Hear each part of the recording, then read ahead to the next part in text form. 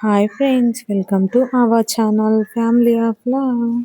నేను ఇంట్లోనే పాలకోవా ప్రిపేర్ చేద్దామని చెప్పేసి మార్కెట్ నుంచి మిల్క్ తెప్పించానండి.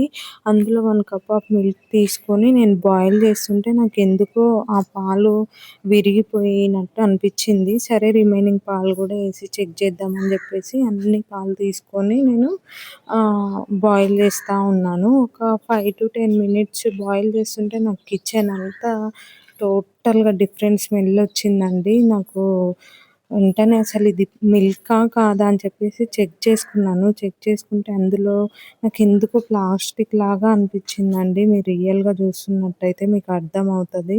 అసలు నేను అక్కడ కిచెన్‌లో ఉన్నాను గానీ అసలు ఇది మిల్కా, ప్లాస్టికా నాకేం అర్థం అవ్వట్లే. నా గ్యాస్ దగ్గర నేను హైజీన్ కూడా చెక్ చేసుకోలేకపోతున్నా. బికాజ్ ఈ మిల్క్ బేబీస్‌కి ఇస్తే ఎలా ఉంటదా అనే షాక్‌లోనే ఉండిపోయానండి. ఇదేంద్రా మామ ఇక చిన్న పిల్లలకి ఇచ్చే పాలలో కూడా రక్షణ లేదు కదా నువ్వులా.